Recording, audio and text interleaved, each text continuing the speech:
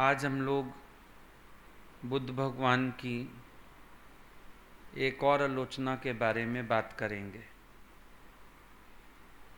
महापुरुष तो सबके उद्धार के लिए, उत्थान के लिए तरह तरह की युक्तियां करते हैं, लेकिन जो सांसारिक लोग हैं वो उनको कैच नहीं कर पाते तो आलोचना की तरफ चल पड़ते हैं। महापुरुषों के पास कोई भी साधन अगर आप देखते हो, वो नाना प्रकार के साधन सर्व के हित के लिए अपनाते हैं, और जो उनका वो मोटिव कैच नहीं कर पाता वो उनके कर्म में दोष खोजने लगता है। ऐसा क्यों, वैसा क्यों, ये करना चाहिए, ये नहीं करना चाहिए, आखिर इनको भी इच्छा हो गई, आखिर इनको भी फलां बात हो गई। संदेह पैदा होता है। लेकिन पहले तो हमारे पास इतनी गहरी श्रद्धा हो, कोई सवाल उठे नहीं, उठे तो हमारी श्रद्धा उस संशय पर जीत पा जाए, और फिर भी अगर हम कामयाब नहीं होते, किसी श्रद्धालु से या गुरु से बात करके निवारण कर लेना चाहिए। लेकिन आलोचना की स्थिति नहीं आनी चाहिए। आलोचक माना संदेह युक्त, आलोचक माना जिसकी कनेक्टिविटी पूरी नहीं है। जैसे हमारे घर में नीचे मीटर लगा रहता है, घर में स्विच है अंदर। अब हमारे स्विच बोर्ड में कोई प्रॉब्लम आ जाए तो मीटर में लाइट होते हुए भी घर से लाइट चली जाएगी। जब किसी की गुरु से पूरी कनेक्टिविटी नहीं होती, कनेक्टिविटी बाहर से भी चाहिए, भीतर से भी चाहिए। जब किसी की कनेक्टिविटी नहीं होती है तो उसके अंदर संदेह पैदा होता है। कनेक्टिविटी ना होने से दूरी होती है, साथ अगर संदेह पैदा हो जाए तो हालत और बुरी हो जाती है कि पूरी पूरी दूरी की मंजिली आ जाती है। फिर वो बोलेगा हम अपने ज्ञान में संतुष्ट हैं, हमको भी सत्संग है। उसकी फिर वृत्ति ऐसी हो जाती है क्योंकि कनेक्टिविटी नहीं है और उसके साथ संदेह भी आ गया। तो सावधानी रखनी पड़ेगी कि हम जब कनेक्ट रहते हैं गुरु से, हमारे मन में संदेह स्थान नहीं बनाते हैं। हम गुरु का पार्ट होके कार्य करते हैं, हम उनके अकॉर्डिंग चलते हैं। जैसे आप देखते हो चेन स्टोर्स होते हैं आजकल, वो खाने वाली मैकडीज वगैरह है, तो उनकी डिज़ाइनिंग एक सी होती है, जाते ही पता चलता है ये उनका स्टोर है। ऐसी जो गुरु से कनेक्ट होगा उसके पास सारे कार्य में गुरु की झलक होगी।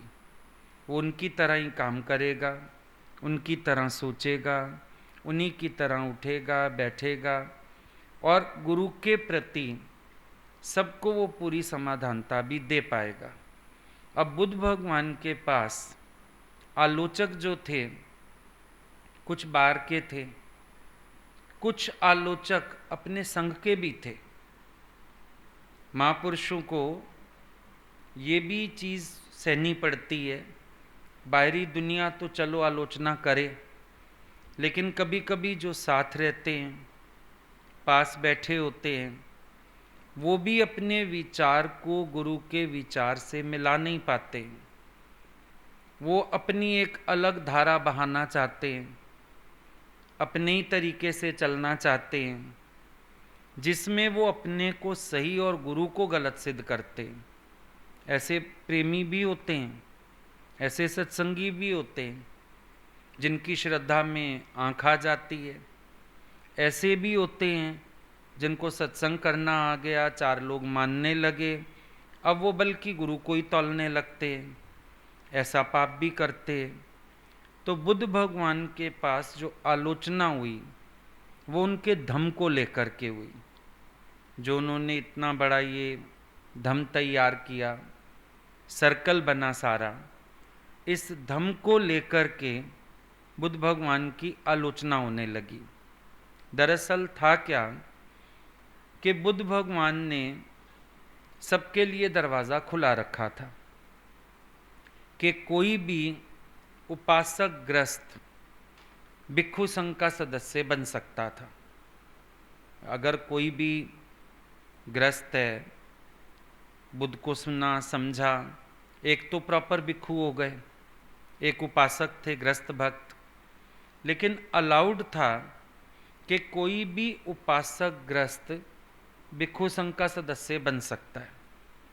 और ये भी अलाउड था कोई भी भिक्षु जाके उपासक बन जाए, गृहस्थी बन जाए। बुद्ध की कोई रोक टोक नहीं थी, बुद्ध का द्वार खुला था, बुद्ध के अंदर किसी के लिए कोई शिकायत नहीं थी। मर्जी आओ मर्जी जाओ, जैसा जीवन तुम जीना चाहो, क्योंकि हठ योग तो था ही नहीं, सहज योग है, मध्यम मार्ग है, तो शर्तें वो अड़ा ही नहीं सकते इस तरह की। बहुत सोच समझ के बुद्ध ने फ्लेक्सिबिलिटी रखी। और इस फ्लेक्सिबिलिटी का कारण एक ये भी है कि हर एक, जैसे दादाजी को लोगों ने बोला आप योग्य अयोग्य क्यों नहीं देखते हैं? बोला मैंने ये काम अपनी प्रकृति पे छोड़ दिया है। जो योग्य होंगे वो बैठ जाएंगे, जो योग्य नहीं होंगे वो अपने आप ही चले जाएंगे। मैंने ये काम अपनी प्रकृति को दे दिया है, वो अपने आप छटनी करती रहती है, मुझे किसी तरह की कोई दिक्कत नहीं। दादाजी ने भी ऐसे रखा था ओपन, किसी को मना नहीं किया शादी मत करो, नौकरी मत करो, जो जैसा चलना चाहे। जैसे हम एक क्लास में देखते हैं, टीचर सबको पढ़ाता है, सारे टीचर्स नहीं बन जाएंगे, कोई बिजनेस करेगा, कोई डॉक्टर बनेगा, कोई इंजीनियर बनेगा। यहाँ भी ओपन टू ऑल है, ज्ञान सबको फायदा देगा, एम सबका अपना अपना, कोई जैसा भी एम बनाना चाहे बना ले। अब आलोचना इस बात पे थी कि भिक्षु संघ का द्वार बुद्ध ने सबके लिए खोल रखा है, ये चीज़ गलत है। वो लोग चाहते थे कुछ नियम हो, कुछ शर्तें हों। अगर एक बार कोई भिक्षु हो गया फिर जाके गृहस्थ नहीं बन सकता, कोई गृहस्थी को अपना ले फिर भिक्षु बनना चाहे नहीं, एक डिस्टेंस रहना चाहिए। बाहर वालों को तो था ही, जो भीतर बैठे थे संघ में उनको भी ऑब्जेक्शन था, क्योंकि जहाँ से बुद्ध पुरुष बोलते हैं उनको कोई विरला समझ पाता है। सबका अपना मन, अपनी बुद्धि और फिर अपना अहंकार। अब उनको लग रहा है ये तो अच्छे दुनिया के मज़े भी ले आए, यहाँ भी भिक्षु हो गए, या कोई यहाँ भी बैठ गया, यहाँ की ज़िंदगी जी ली, अब अपना संसार के मज़े लेने चल गया। सोचने वाली बात है, ना उसने बुद्ध को समझा है ना उसने ज्ञान को समझा है। बुद्ध को ऐसे बुद्धू को बिठा के करना क्या? लेकिन अगले लोगों को लगता था कि जैसे हमारी इंसल्ट है। उनका तर्क होता था कि ये लोग भिक्षु बनते हैं फिर जाके ग्रस्त बन जाते हैं, तो दुनिया को तो कहने का मौका मिल जाता है ना कि बुद्ध के धम्म में ही दोष होगा, तभी तो देखो लोग वापस आके फिर गृहस्थी बन रहे हैं। उनका तर्क ये था। अंदर तो अपना अभिमान भी है, लेकिन जो एक बाहरी तर्क था वो ये वाला था कि अगर लोग यहाँ बैठने के बाद वापस संसार में जाते हैं तो ये हमारे धर्म की आलोचना है, हमारे गुरु की आलोचना है। ये ऐसा उन लोगों का तर्क था, ऐसी उनकी सोच थी। और ऐसी सोच का भी अर्थ यही है कि जो ऐसी बात कर रहा है उसने खुद भी ना गुरु को समझा है ना ज्ञान को समझा है। होता है कई बार यहाँ भी कई बार कोई आता है, हो सकता है मुड़ जाए वापस बीच रास्ते में, अपना मन बेईमान हो सकता है, परिस्थितियों के वश हो सकता है अज्ञान हर तरह से, लेकिन कारण कोई भी बन सकता है और किसी के कदम लौट सकते हैं। अब किसी के कदम लौटने से तुम्हारी श्रद्धा पे प्रभाव क्यों पड़े? तुमने इतना समय बैठ के क्या सुना, क्या समझा, तुम्हारा अनुभव क्या कहता है गुरु के साथ? ये भी विचारने वाली बात है। भाई तुम किसी को मुड़ते देख के संशय में क्यों आए? ये क्यों चला गया होगा? क्या कारण होगा? जो ये कह रहा है वैसी कोई, अब कई लोग गंदगी भी करते हैं बाहर जाके, अब जो ये कह रहा है सच तो नहीं होगा। अगर तुम ही इतने कान के कच्चे हो तो तुम भी उसी कैटेगरी के ही हो। तुम्हारा अपना कोई निश्चय होना चाहिए। तुमने सालों गुरु के साथ बैठ के गुरु को क्या देखा, क्या समझा? और इससे भी ऊपर एक बात है, तुम अगले को देख के बैठे थे, गुरु को देख के बैठे थे सत्संग में? जब तुम आए क्या तुम और लोगों को देख के बैठे थे? नहीं ना, गुरु को देख के बैठे थे। गुरु तो वहीं का वहीं है। फिर तुम दूसरों के कहने में क्यों आ रहे हो? दूसरे को देख के तुम क्यों डगमगा रहे हो? ये क्यों चला गया, ये क्यों छोड़ गया, इसने शादी क्यों कर ली? भाई सीधी बात है, अगला अपना मन वश नहीं कर पाया होगा। बहुत सीधी सीधी बात है।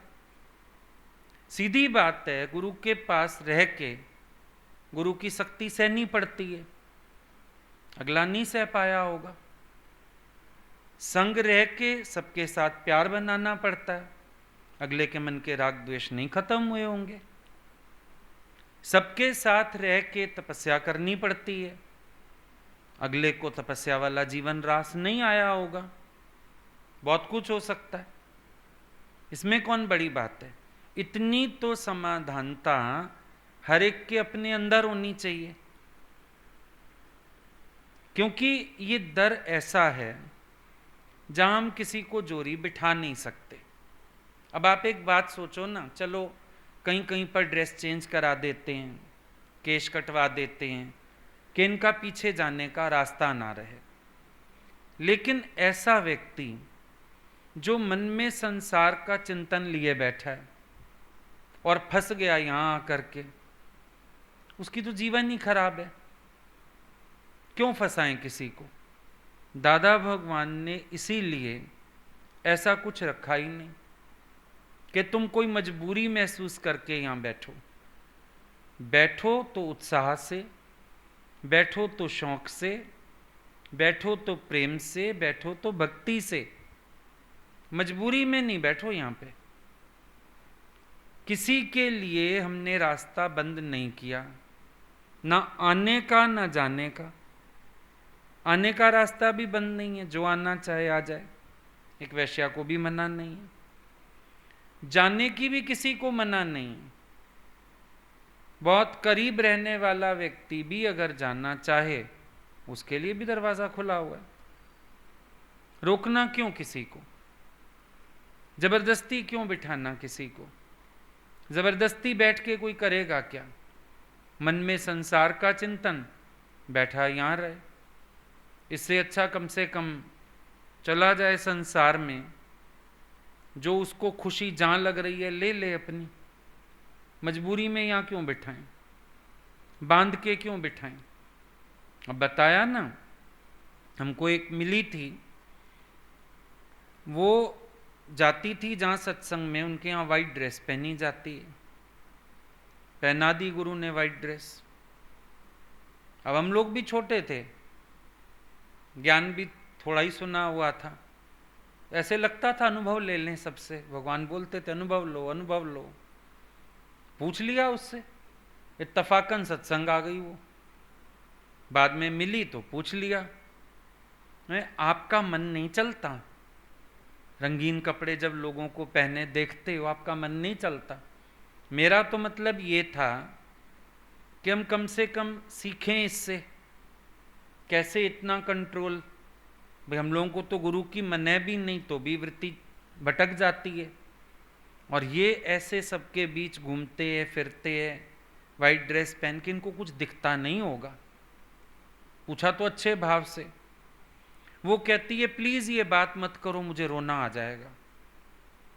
अब क्या यूज ऐसे में, फायदा है?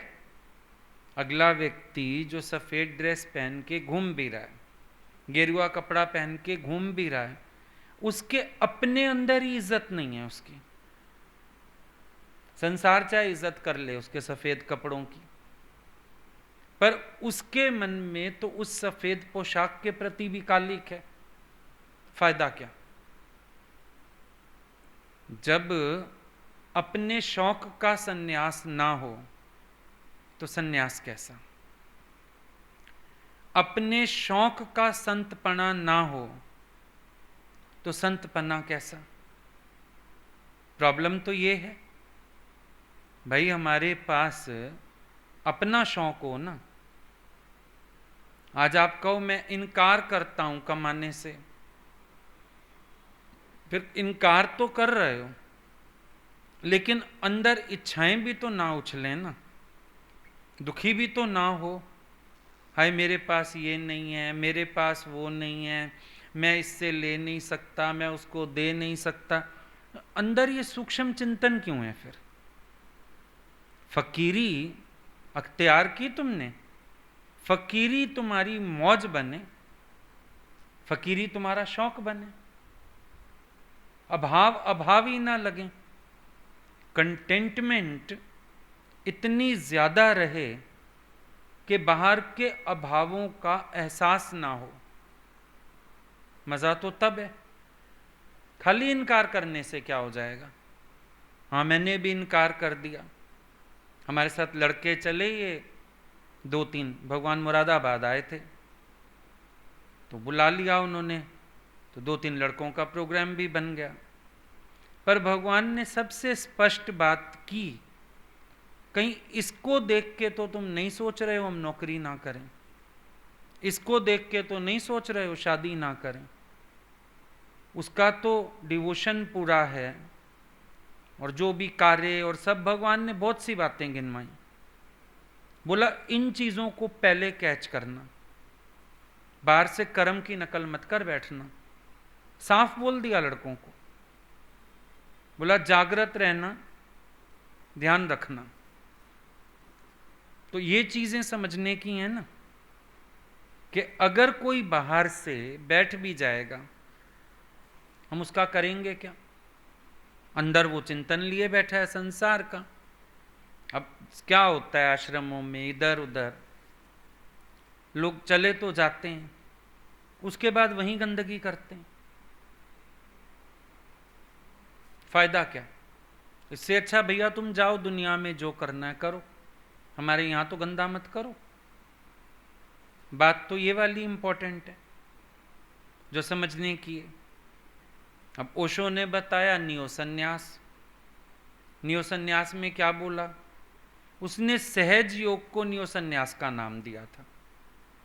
इतना ही था जो बोला उसने, भाई ये मेरा नियो संन्यास है, इसमें कुछ छोड़ना नहीं है, त्याग नहीं है, जो मन करता है करो। एक तो उसमें यही सहज योग था। दूसरा जो एक युक्ति बताते हैं ना कि मन तुम्हारा जहां उड़ता है एक बार उड़ा के इसको दिखा दो, क्या है वहां पर, वापिस आ जाएगा। तत्व इतना सा था। लोगों ने नियो संन्यास की आड़ में इतनी गंदगी वहीं पैदा कर दी कि उस बेचारे को बदनाम करा दिया। कैच करने वालों की गलती थी। एक व्यक्ति जो इतना उच्च कोटि का ज्ञान बोलता है, आज तक उनके बुक्स सबको समझ नहीं आते हैं, इतनी उच्च कोटि की बात करता है, वो इतना निम्न नियम कैसे बना सकता है? उसकी ऊंची सोच में कुछ ऊंचा आया है, पर ऊंचाइयां जो कैच नहीं कर पाए, उन्होंने उस सिद्धांत को अपनी निम्न सोच में लागू कर दिया, कबाड़ा कर दिया। कल भी मैंने बोला, दादा ने मना नहीं किया तो किसी को एनकरेज भी नहीं किया नॉनवेज खाने के लिए। बात तो ये समझो। लोग कहते हैं आपके यहां खाने को कहते हैं, हम कहते किस बेवकूफ ने कहा तुम्हें? हमने ये कहा खाने की कोई मना नहीं है, मना नहीं करते, लेकिन एनकरेज भी नहीं करते। और ज्ञान समझ आ जाता है तो सब भोजन वोजन सब सूक्ष्म हो जाता है। वैराग भीतर का चाहिए। अब कैच नहीं होता जिनको, हमारे सत्संग में मना नहीं, हमारे सत्संग में मना नहीं है। मना नहीं है तो प्रोत्साहन भी नहीं है। बात तो ये समझो। हम लोग बड़े आगे, चारों तरफ से आवाजें। तो तुम तो कहते थे सत्संग में कुछ मना नहीं है, शादी की भी मना नहीं। हाँ नहीं है मना, फिर तुम क्यों नहीं करते? ये मेरा डिसीजन है, ये मेरा वैराग है। बड़ा शोर मचा कि तुम लोग तो कहते हो मना नहीं करते। देखो मना तो किया, मैंने कहा उन्होंने तो नहीं किया। मैं अभी जाके बोल दूं, वो कहेंगे हाँ पता था, क्योंकि गुरुजी ऐसे जड़ें ही लाते थे हम लोगों की कस कस के। पता था कि अगर एक बार भी कहा वो देरी नहीं करेंगे।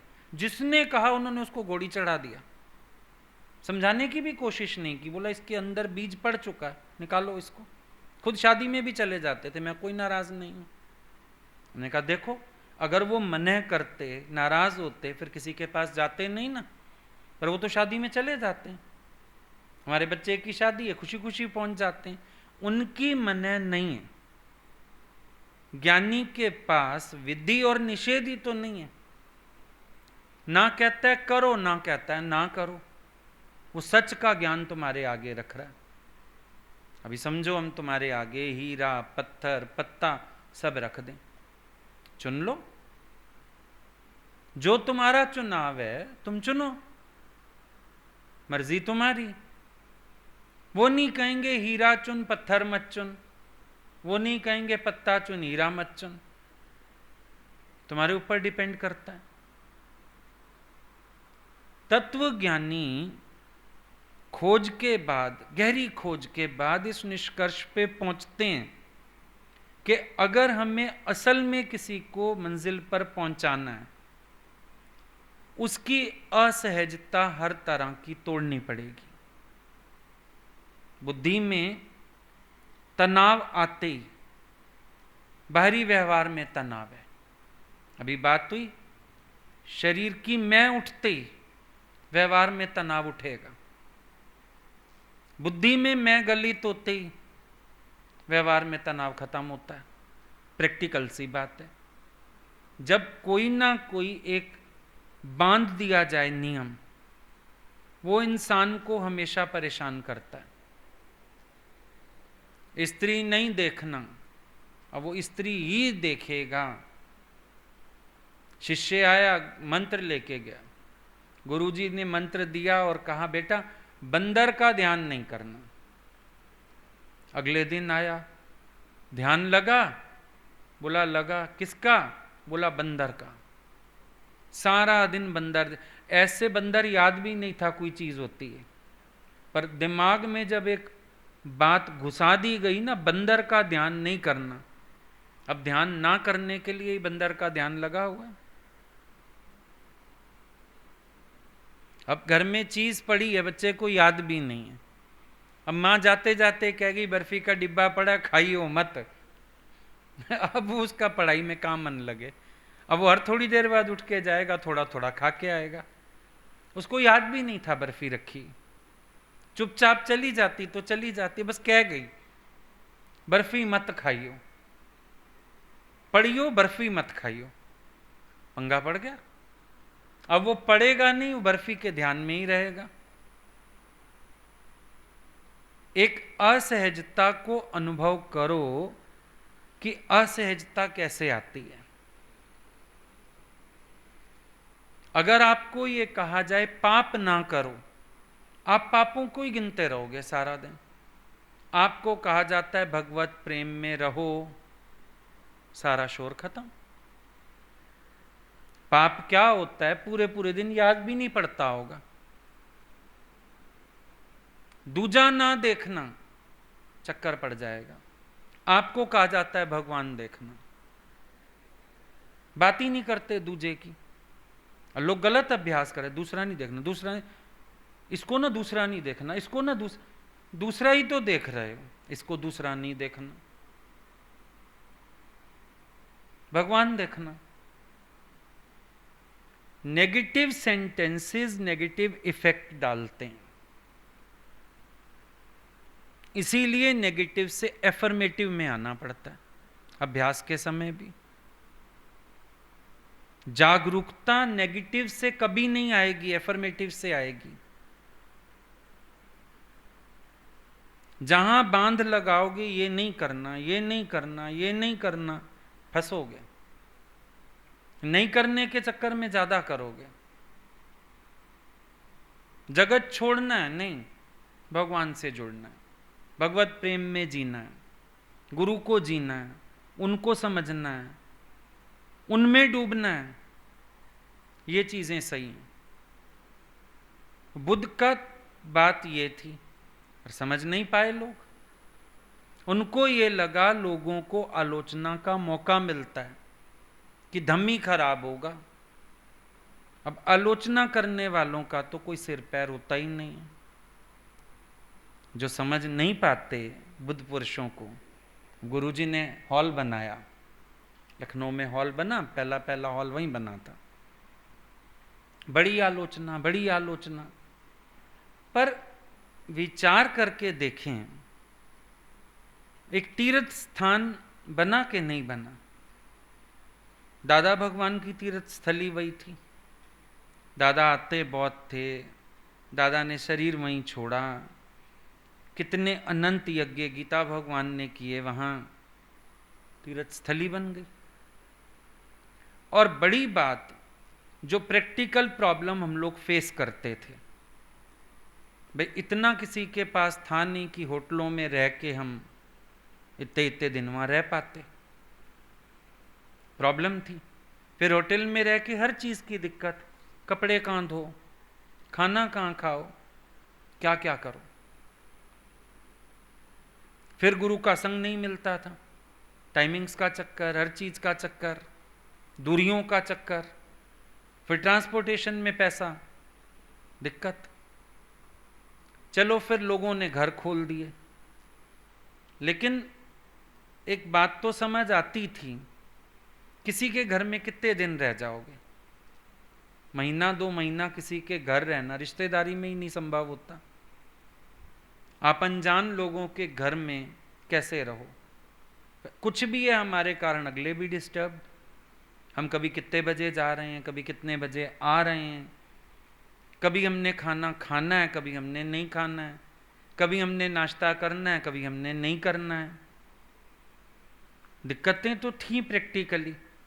तो अगले हमारे लिए एक रूम भी खाली करें, कभी उनके बच्चे सफ़र कर रहे हैं, कभी पोते सफ़र कर रहे हैं।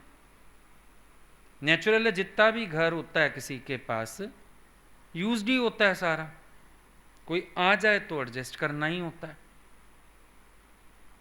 दिक्कत थी, प्रैक्टिकल दिक्कत थी। लेकिन एक अपनी जगह सत्संग की भी दिक्कत, कहाँ करो सत्संग? गुरुजी के आंगन में होता था, बारिश पड़ गई फंस गए सारे। आधे लोग आंगन में, कोई रसोई में, कोई कमरे में, चक्कर था, सत्संग का भी चक्कर था। फिर संडे के सत्संग के लिए जगह ढूंढी जाए, कभी कहाँ कभी कहाँ, प्रैक्टिकल परेशानी। जब बनी एक जगह, आलोचना तो बहुत हुई। और आलोचना क्या थी? दादा की मना, दादा की मना। अब दादा के समय और फिर दादा के बाद जब कार्य बढ़ा, बहुत सी चीज़ों में परिवर्तन लाने ही पड़े। ये भी उसका ही रूप था। दादा तो माइक भी नहीं यूज़ करते थे, त्योहारों पे तो छोड़ो, यहाँ डेली माइक चाहिए होता है। कितना ज़ोर से चिल्लाओगे? ऊपर लोग हैं, नीचे लोग हैं, क्या करोगे? दूर दूर तक लोग बैठे हैं। दादा के समय तो बहुत कुछ नहीं था, तो डबल बेड पे बैठ के सत्संग कर लेते थे। कैसे किया जाए? अब फर्क है। हर चीज का समय के अनुसार चलना ही पड़ता है, परिवर्तन लाने ही पड़ते हैं, नहीं तो आप पिछड़ जाते हो। अभी नियम लागू कर दें दादा वाले, कितने लोग सुख ले पाएंगे? बाहर शहरों वाले कैसे सुख लेंगे? होगी ना प्रॉब्लम। आज ये तो इतना अच्छा सब सिस्टम बन गया, टेक्नोलॉजी आ गई, फौरन तक में लोग सुख ले रहे हैं, अदरवाइज तो प्रॉब्लम है। ज्ञानी को देखो, वो वहीं का वहीं मिलेगा। बाहर जो साधन है वो संगत के सुख के लिए अपनाने पड़ते हैं। नानक जी को हलवा नहीं खाना है, दूर दूर गांवों से संगत चल के आ रही है, भी कड़ा प्रसाद खिला दो, थोड़ा पेट भर जाएगा, चक्कर खा के गिर जाएंगे रास्ते में। कभी भी कुछ समझ में आए ना ऐसा, ऑब्जर्व सिर्फ गुरु को करो, वो तुम्हें उसी सादगी में, उसी स्थान पर, अपनी ज्ञान की स्थिति में और उनके मुख से प्रकट होती रोज वाणी की और ऊंचाई तुम्हें बता देगी। वो वहीं पर है, वो जहां से चले, जिस भाव में स्थित है, वो वहीं पर है। लेकिन ये सारे परिवर्तन संगत के सुख को देखते हुए लाने ही पड़ते हैं। किसी ने कहा इतने लोग गुरुजी के पास हो गए लोग जब ज्यादा, क्या ये सब ब्रह्म ज्ञानी हो जाएंगे? भगवान ने बोला हम भी जानते हैं नहीं होंगे, लेकिन एक बात है, सुखी तो सब हो गए हैं, दुखों में जलने से तो बच गए हैं, थोड़ा तो कर्म बनाने से भी बच रहे हैं। धीरे धीरे चल तो तत्व ज्ञान की तरफ पड़े, क्या पता अंतमति किसकी गति कर जाए, क्या पता ये अभ्यास अगले को अगले जन्म में श्रीमानों के घर जन्म दे के योग भ्रष्ट का जीवन ही दे दे, कुछ भी हो सकता है। हम नेगेटिव क्यों सोचें कि भीड़ को ज्ञान नहीं लगता, पर मेहनत भी तो एक से एक की चल रही है। तो महापुरुषों को कई बार आलोचना करने वाले ना घर से ही निकाल आते हैं। ज्यादातर लोग जो शुरू से साथ चलते हैं, पहले तो ऐसा था अब तो ऐसा है, भाई तुम बुद्धि नहीं अपनी विकसित कर पाए, हम क्या करें? कईयों के घरों में होते ना सास ससुर, नहीं जमाने के साथ बदल पाते, वो वही पुराने ऑर्थोडॉक्स रह जाते, क्या किया जाए? चलते हैं कई लोग, एक्चुअली ईर्ष्या भी होती है, कंपैरिजन करते हैं, इनका तो नाम हो गया, पुराने तो हम भी हैं। कईयों को तो ईर्ष्या तंग करती है, कईयों को ऐसे ही संदेह पैदा हो जाते हैं। तो ये जो नज़दीक रहते हैं, लंबे समय तक साथ चलते हैं, चल रहे होते हैं, उन लोगों के अंदर ऐसी बातें जल्दी घर करती हैं। कपड़े बदल लेंगे, खाने बदल लेंगे, समय के साथ विचार भी बदलने चाहिए भाई। देखना समझना सब आना चाहिए। और जिसने तुम्हें इतना सुजाग कर दिया, आज उसकी बुद्धि खराब हो गई है, तुम उसके दोष निकाल रहे हो, पहले तो ऐसे नहीं था अब ऐसे है, तो उसकी बुद्धि खराब तो नहीं हो गई है? तुम तब भी सीख रहे थे, आज भी सीखो, सीख बढ़ाओ ना, सींग क्यों बढ़ा रहे हो? अहंकार के सींग बड़े मत करो, सीख बड़ी करो। गुरु के साथ तुम बैठे हो, तुम ये भी तो देखो सीख बढ़ रही है ना तुम्हारी। उन्होंने समय के हिसाब से कैसे कैसे परिवर्तन लाए, समय के हिसाब से कैसे कैसे सबको सुख दिया, तुम्हारी तो आज भी सीखने की स्टेज है। पर तुम्हारे बड़े होने लग गए हैं सींग, अहंकार बढ़ रहा है, वो संदेह पैदा कर रहा है, और यही तुम्हारे पतन की निशानी है, यहीं से गिरोगे।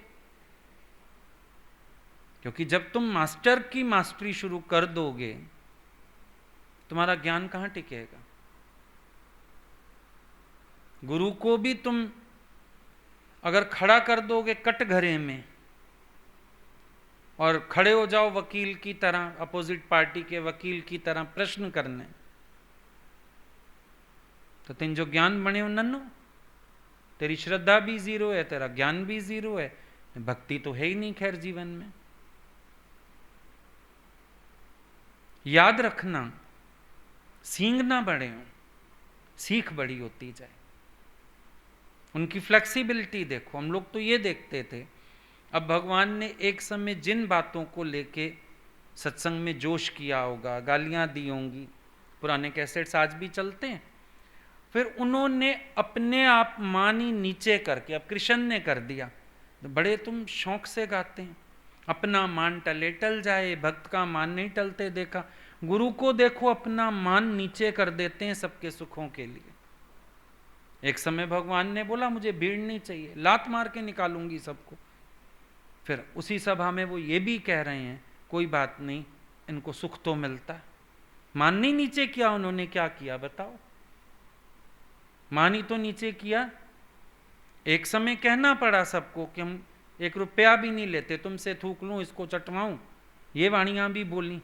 एक समय उनको कहना पड़ा भाई लेक्चर का पैसा नहीं लेते, पर इतने लोगों को हम कहाँ से खिलाएं, तुम अपना ही दोगे, अपना ही खा के जाओगे, व्यवस्था तभी चलेगी। मानने ही नीचे किया उन्होंने अपना, ये तो तुमने सीखा नहीं। सींग बड़े हो गए तो आंखें बंद हो गई, नहीं समझ आएगा। बल्कि ज्यों ज्यों सीख बड़ी होती है, गुरु के लिए श्रद्धा बढ़ती चली जाती है, भाव बढ़ता चला जाता है, प्यार बढ़ता चला जाता है। ऐसे लगता है अरे भगवान, आप एक ऋण आपने और चढ़ा दिया हम लोगों के ऊपर। जब हाल बना हम लोगों को तो यही ख्याल आया, अब देखो एक ऋण और चढ़ा दिया इन्होंने, हमारे लिए आलोचनाएं सह रहे हैं, बातें, पर भगवान बड़े खुश, अब तुम 6 महीने भी रहो, मुझे किसी का मुंह नहीं देखना, अपने बच्चे अपने ही घर में रहेंगे, अपना ही खाएंगे। बड़े खुश भगवान। रात रात तक महफिलें लगती थी, बोले अब यहां किसी के बाप का डर नहीं सुनना पड़ता था एक एक का। भगाते थे शाम को हम लोगों को, सत्संग लेट खत्म होता था, फिर भगवान ने चाय वाय ली वहीं पर, उसके बाद भगाते थे हमें, जल्दी जाओ, अगलों के सोने का टाइम, तुम 10 बजे पहुंचोगे, खाना भी खाना है। अब यहाँ डर नहीं, तो लगता था ये तो इन्होंने और हम लोगों के लिए इंतजाम किया ना, हमारी सुविधा की ना, और सीखने को मिला कि कैसे निष्कामी सर्व के हित के लिए ही सोचता रहता है, और बंधन बहुतों के कटे। अब एक जगह थी तो कोई रेगुलर रह सकता था, घड़त करवा सकता था, जीवन का उद्देश्य पा सकता था। घर में रह के बंधन आते, नौकरियां करो, शादियां करो, ये करो, कितनों के बंधन कटे, कितनों को गुरु का संग मिला, कितनों को गुरु को पढ़ने का मौका मिला। अब ये सब चीजें कहां संभव होती। तो समझ तो ये आई कि हमारे खातिर उन्होंने तोहमतें भी सही दुनिया की, ये समझ आया। तो जिस मूर्ख के सींग बड़े होंगे उसकी सीख छोटी होती जाएगी, नहीं समझ पाएगा। बीच वालों के साथ रहने वालों के अंदर से आलोचना उठना, विद्रोह उठना, ये अश्रद्धा की पहचान है। ये श्रद्धा में छेद है, ये उसकी पूरी भक्ति नहीं है, इस बात की पहचान है। अब जो लोग ये तर्क दे रहे थे कि फिर आलोचना होती है, लोग तो सोचते हैं धम्म में ही दोष है, बुद्ध में ही दोष है, उनका ये तर्क था बिल्कुल निराधार। क्यों निराधार था? क्योंकि उनको बुद्ध का लक्ष्य समझ नहीं आ रहा था। जब बुद्ध से पूछा गया, उनका उत्तर था, मैंने तो ये एक अमृत सरोवर बनाया है जिसमें कोई भी आके अपने पापों को धो सकता है। बोला ये धम्म जो है ये एक अमृत सरोवर की तरह है। अब आप गुरुद्वारों में जाते हो, सरोवर बने रहते हैं, वहाँ गोल्डन टेम्पल में भी बना हुआ है, बंगला साहिब में भी बना है, इधर दिल्ली में बाकी गुरुद्वारों का हमको पता नहीं, शायद सब में ही सरोवर होते हैं ज़्यादातर। तो सरोवर बना है, वो सरोवर क्या है? अब नानक जी ने अमृत सरोवर बना दिया। अमृतसर तभी नाम पड़ा, सरोवर का सर लिया गया, अमृत, अमृतसर नाम पड़ गया उसका, अमृत सरोवर है ये। अब उस अमृत सरोवर में उन्होंने कोई शर्तें रखी हुई हैं। अभी हम चले, हमको स्नान करने देंगे? नहीं करने देंगे। अभी कोरोना के चक्कर में चेकिंग हुई, बात अलग। वैसे नानक जी ने क्या बनाया? उन्होंने एक अमृत सरोवर बनाया। कोई आए जाओ, अपने पाप धोए जाओ। दुख भंजनी बेरी है, भले वहां संकल्प करो जाके तुम। ऐसा ही है ना। बुद्ध उपमा देते हैं, कहते हैं मैंने तो एक अमृत सरोवर बनाया है ये। तुम धम्म कहो, तुम सत्संग कहो, तुम एक ग्रुप कहो, कुछ भी कहो तुम, मैंने क्या किया है?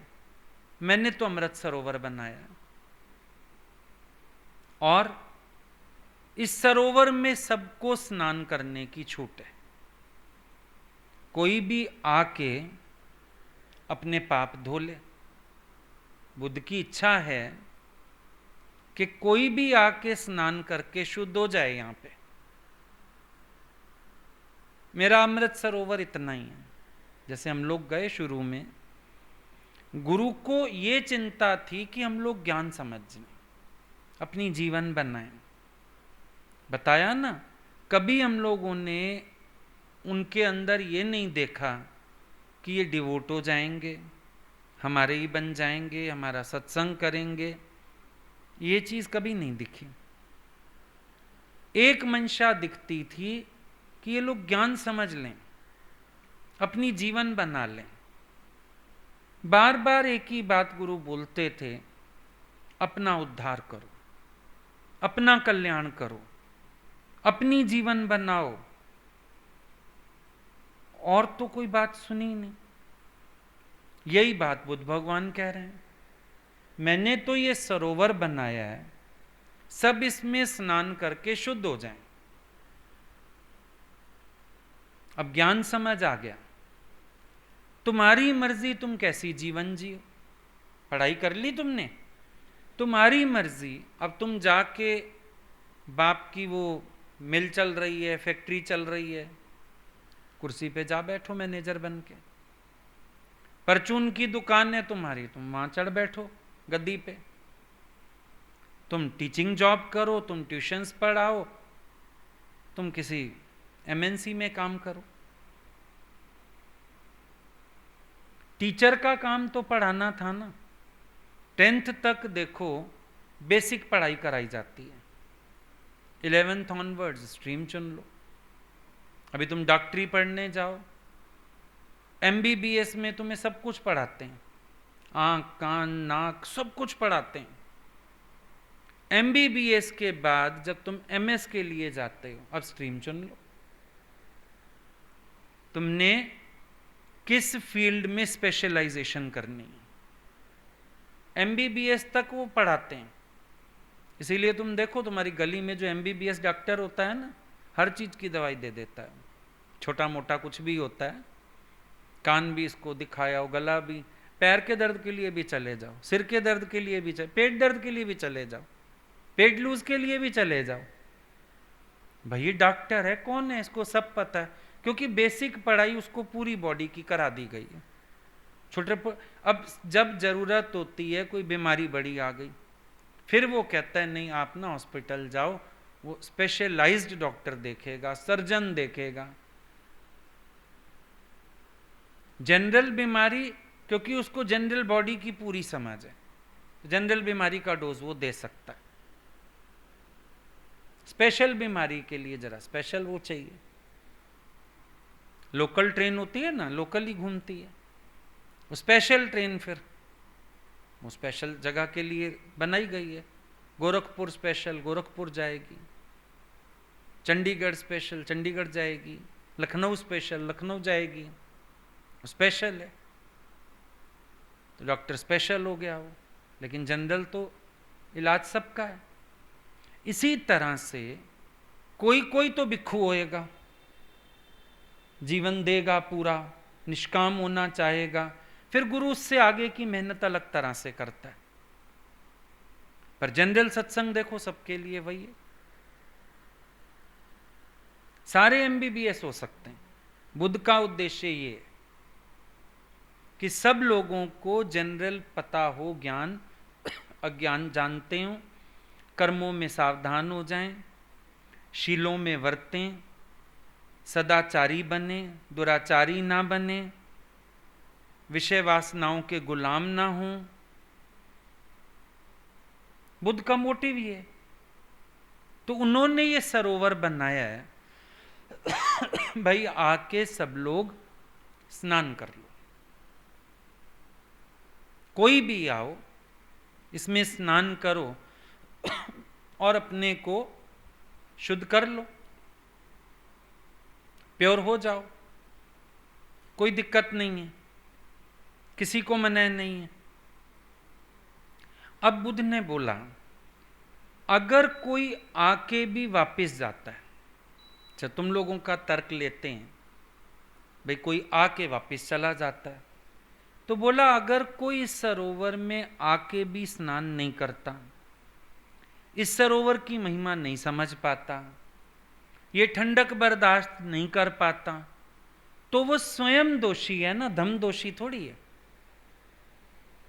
हमें तो ये बात क्लियर हो भाई, आज कोई व्यक्ति यहां चलता चलता वापस मुड़ गया तो ज्ञान में थोड़ी दोष है, उसकी इच्छा में दोष है, उसके अहंकार में दोष है, वो नहीं अपने को यहां स्टेबल रख पाया, उसकी अपनी गलती है वो नहीं मुड़ पाया, वो नहीं चेंज हो पाया, वो अपने मन के विकार वासनाओं को नहीं खत्म कर पाया, ये उसकी फॉल्ट है। हम क्या करें इसमें, हमारा क्या दोष है इसमें? हम अपने को दोषी क्यों माने किसी के लिए कि शायद हम दोषी हैं? हम क्यों दोषी हैं? अगला दोषी खुद है, हम क्यों शर्मिंदा हों, हम क्यों मुंह नीचे करें? अब अगर तुम सीए पढ़ते पढ़ते तुमने 7 साल लगा दिए तो मैनेजमेंट थोड़ी मुंह नीचे कर लेगी, भैया तुम्हारी कैपेसिटी नहीं है। डॉक्टरी पढ़ने कोई गया छोड़ के आ गया बीच में से, तो सिखाने वाले प्रोफेसर्स की दिक्कत थोड़ी है, वो क्यों मुंह नीचे करेगा? 5% ही रिजल्ट आया, खुशी है, 5% रिजल्ट डिक्लेयर किया हमने बस, बाकी सब बेवकूफ थे, फेल कर दिए। सही बात तो ये, धम क्यों मुंह नीचे करेगा? बुद्ध क्यों मुंह नीचे करेंगे? बुद्ध का मुख तो ऊंचा ही है, पर क्या करें, बुद्ध की पढ़ाई इतनी ऊंची है सबके बस की नहीं। तो अगर कोई मुड़ता है वापिस तो उसका दोष। सरोवर में कई लोग जाने से ही डरते हैं, हाय डूब ना जाऊं, मेरे को डूबने का डर है, 4 फुट में क्या डूबेगा तुम? नहीं नहीं मैं नहीं जा रहा, डूब जाऊंगा, उसका दोष। हाय सारे नहा रहे हैं, गंदा होगा मैं नहीं जाता, उसका दोष, दोष दृष्टि का। ठंडा पानी बाबा मैं नहीं जा रहा, उसका दोष। नानक क्यों मुंह नीचे करेगा? मेरे सरोवर में बिना नहाए कोई वापस चला गया, होएगा अभागा, जाए मुआ जहां जाना है, चलो गंगा किनारे। अब हर की पौड़ी पे जाके भी कोई नहीं स्नान कर सकता, और कोई रज के डुबकियां लगा के आ सकता है। तो कोई डुबकियां लगा रहा है तो गंगा जी चौड़ी नहीं होने लग जाती, वाह वाह 100 लोग देखो डुबकियां लगा रहे हैं। और सर्दी में कोई जाता है तो मसा हाथ पैर ही धो के आ जाता है, इतनी ठंड में कहाँ आया जाए भाई गंगा में। तो गंगा जी उदास होकर सिकुड़ नहीं जाती कि अरे नदी की जगह नाला बहने लगा, गंगा जी सिकुड़ गई। लोग आए बिना नहाए चले गए, नहाओ ना नहाओ अपनी मौज में बहती जा रही। लॉकडाउन हो गया, 6 महीने से लोग नहीं जा रहे, तो गंगा का प्रवाह रुक गया, गंगा छोटी हो गई और भर के चल रही है और साफ होके चल रही है, आया ही नहीं कोई मैल डालने, अच्छा हुआ। और अपनी शुद्धि में तुम बैठो नहीं बैठो, तुम बैठे हो विक्षेपता है, तुम्हें देखना पड़ता है, समझाना पड़ता है, ध्यान देना पड़ता है, दफा हो जाओ सारे। ज्ञानी अपने आनंद में, अपनी समाधि में, उसको क्या करना? वो तो अपनी खिड़की दरवाजा भी बंद करके बैठ सकता है, शक्ल भी ना देखे किसी की, उसको क्या फर्क पड़ेगा। बुद्ध कह रहे हैं अगर कोई मुड़ता है तो ये अधमगजी है, वो खुद कम दिमाग वाला, नहीं समझ पाया, हमारी कसौटियों पे नहीं खरा उतर पाया, मन नहीं जीत पाया, इंद्रियां नहीं जीत पाया, अपने रस नहीं जीत पाया, अपनी गलतियों से नहीं छूट पाया, हम क्या करें। हमें क्यों फर्क पड़ने लगा, हम क्यों ये सोचने लगे मेरी बेइज्जती होएगी, लोग वापस चले गए। भैया हीरे की दुकान पे सबके बस की बात ही नहीं, दिखाते ही नहीं सबको। अभी तुम चले जाओ ज्वेलर की शॉप पे, मेरे को 5 कैरेट का हीरा दिखाओ, पहले वो तुम्हें ऊपर से नीचे देखेगा, 1 कैरेट खरीदने की भी औकात है, ऐसे दिखा देगा तुम्हें, खोलते ही नहीं सबके आगे। शोरूम में भी वो लगे रहते हैं जो सस्ते वाले हीरे होते हैं, तो असली चाहिए तो दिखाएंगे, 2 कैरेट का डायमंड भी नहीं लगा के रखते, 1 कैरेट का भी नहीं लगा के रखते, सॉलिटेयर डिब्बों में बंद होता है, और जाके बोलो तो फिर वो डिब्बा आता है, डिब्बा खोल के दिखाते हैं ये 1 कैरेट है, बोलो 2 कैरेट 3 कैरेट, फिर वो मैनेजर या मालिक उठ के आता है, पुड़िया में होता है। पहले हीरे की पुड़ियाँ होती थी, पता है, पुराने ज़माने में हीरे की पूड़ी खरीदते थे बड़े बुजुर्ग, बाद में बच्चे भाई गहने बनवा लेंगे, ऐसे इन्वेस्ट करके रखते थे, और हीरे की पूड़ी अपना जेब में डाल के ले आए, कोई बॉक्स थोड़ी होता था, पूड़ी संभाल के रख दी अंदर, ना शोर मचाते थे ना बताते थे किसी को, तो सबकी औकात थोड़ी हीरा खरीदने की। संतों के पास लाखों में भीड़ है, लोग देखते हैं, देखो यहां हम लोग पैर टिकने ही नहीं देते किसी के, ज्ञानी ऐसा है दादा भगवान का, धरती इतनी पवित्र है ये, तो गुरु तो बल्कि सिर ऊंचा करके बैठता है कि मुश्किल ही है यहां कोई टिक पाए। नानक ने मुंह नीचे कर लिया, 1.5 शिष्य, इतने बड़े अवतार को 1.5 शिष्य। संत तो एक भी अपने जैसा बना के अपना जीवन सफल समझ लेते हैं, समझ लेना, इतना मुश्किल है एक भी अपने जैसा तैयार करना, एक भी तैयार हो जाए अपने जैसा, वो समझ लेते हैं बड़ा काम हो गया, मजाक थोड़ी है कोई। चल बहुत पढ़ते हैं, सत्संग बहुत लोग करने लगते हैं, लेकिन गुरु ज्यों का त्यों किसी के अंदर प्रकट हो जाए, कोई उन्हीं में खो जाए और अपने आप को गुम कर दे और वही प्रकट हो जाए, रेयर निकलता है। सत्संग करने वाले बड़े सारे निकल आएंगे, ज्ञान सुनाएंगे, बड़ी बड़ी बातें करेंगे, शास्त्र पढ़ लेंगे, नेट पे 25-30 लोगों का सत्संग सुन लेंगे, ऐसे काम करने वाले बहुत है होशियार लोग, लेकिन वो नहीं है जो गुरु बनाना चाहता था, वो कोई एक निकलता है। तो अवतार कोई शर्मिंदा नहीं होते इसमें, क्या मेरी बेइज्जती हो गई, बुद्ध कह रहे मेरी क्या इंसल्ट है, कोई अगर वापिस गया दोषी खुद है। कहते हैं मैं ये कैसे कह सकता हूं कि मेरे सरोवर में वही आए जो रोगी ना हो, मैं तो नहीं कह सकता ना ये बात। अगर डॉक्टर कहे मेरे पास बीमार ना आए तो कौन आए, कौन आए फिर। तभी देखो आजकल डॉक्टरों पे सख्ती रख दी गई है ना, कोई डॉक्टर छुट्टी नहीं ले सकता, कोई हॉस्पिटल इलाज के लिए मना नहीं कर सकता। भैया तुम डॉक्टर हो, तुम कैसे मना कर सकते हो। बुद्ध कह रहे हैं मैं कैसे मना कर दूं, मैं ये कैसे कह सकता हूं किसी को कि यहां पर कोई पापी ना आए, जब सरोवर ही मैंने इसलिए बनाया पाप मुक्त करने के लिए, मैं खुद बैठा हूं पतित को पावन करने के लिए, तभी मेरा नाम पतित पावन रखा गया।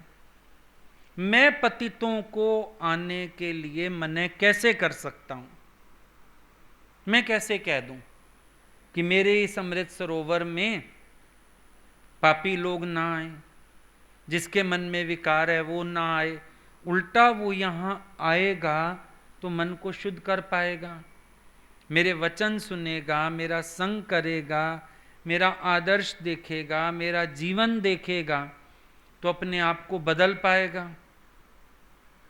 मैं मना कैसे कर सकता हूं? ज्ञानी का द्वार, भगवान का द्वार कभी बंद नहीं होता, सबके लिए खुला रहता है, मना कर ही नहीं सकते हो।